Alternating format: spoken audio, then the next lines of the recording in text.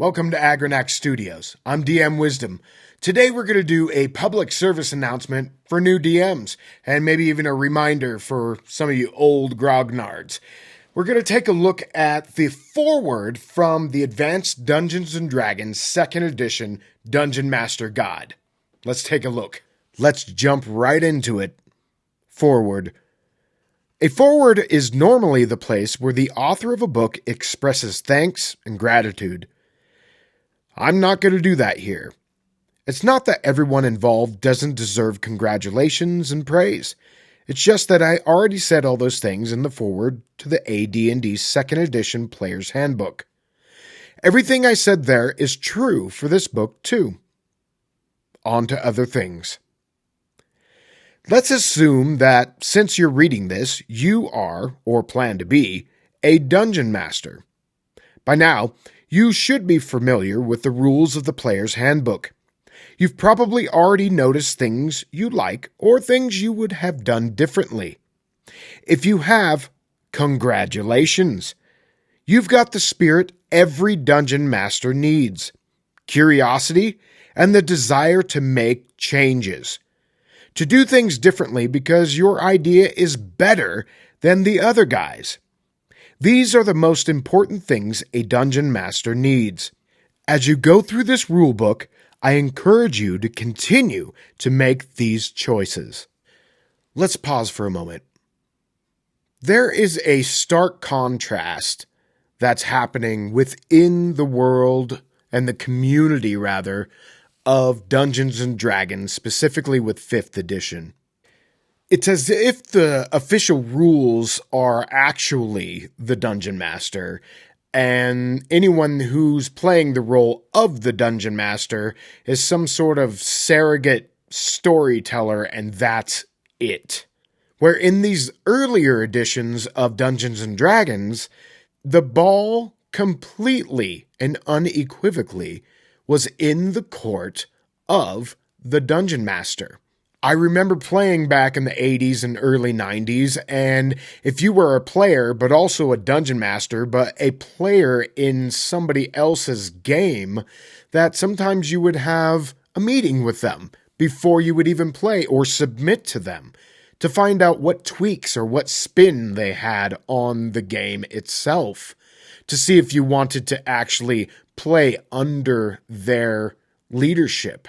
Where now, for the most part, when you sit down at a 5th edition playing table, you're just assuming that we are playing rules as written, and there might be one or two tweaks.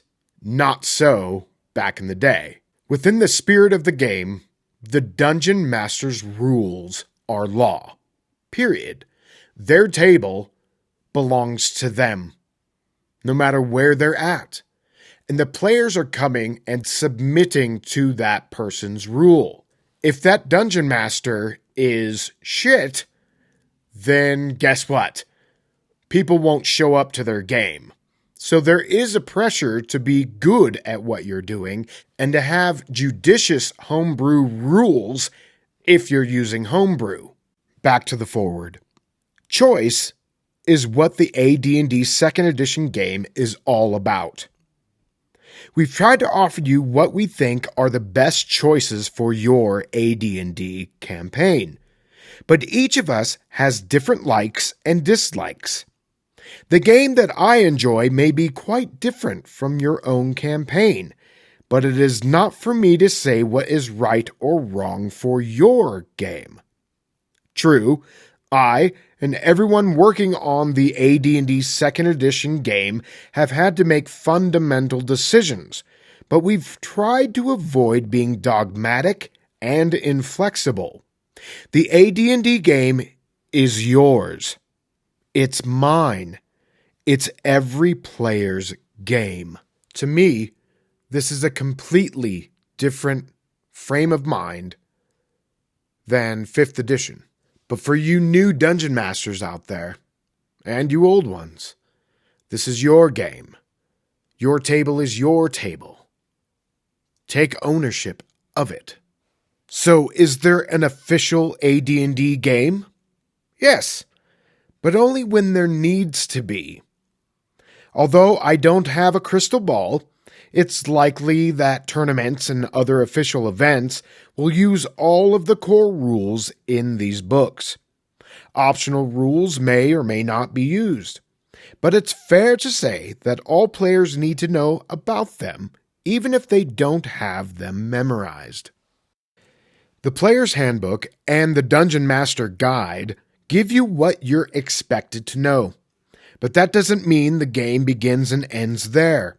Your game will go in directions not yet explored, and your players will try things others think strange. Sometimes these strange things will work.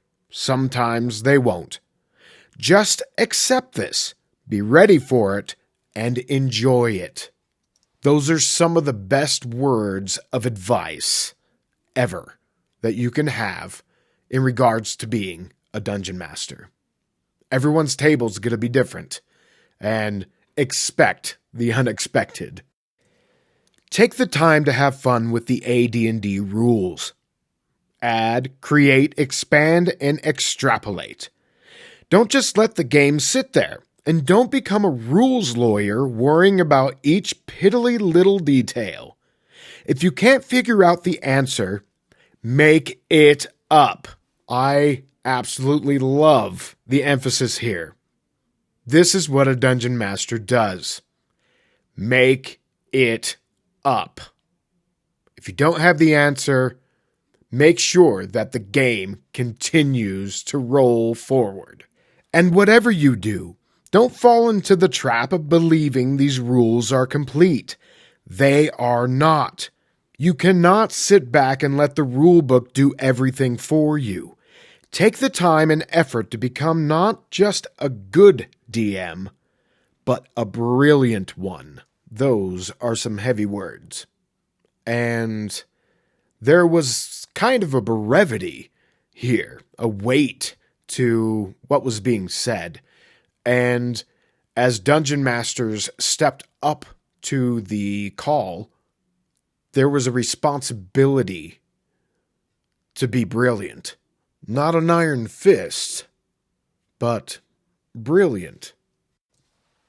At conventions, in letters, and over the phone, I'm often asked for the instant answer to a fine point of the game rules. More often than not, I come back with a question. What do you feel is right? And the people asking the questions discover that not only can they create an answer, but that their answer is as good as anyone else's.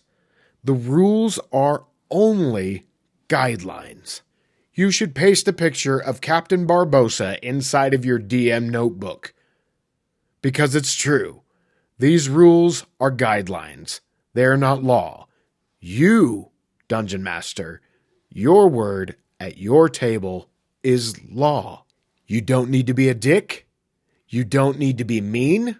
Just know that you are the rules, not the books. At the beginning of the first Dungeon Master Guide, Gary Gygax stressed that each of us, working from a common base, would make the AD&D game grow in a variety of different directions. That is more true today than ever. Don't be afraid of experimentation, but do be careful. As a Dungeon Master, you have great power, and, quote, with great power comes great responsibility, unquote. Use it wisely. David Zeb Cook. That last paragraph really just sums it up into a nice, perfect little package. Thank you for taking the time to hang out with me for a little bit today, and I hope you have an awesome next game. Cheers. All right, do this and do that and do this and do that and watch this video.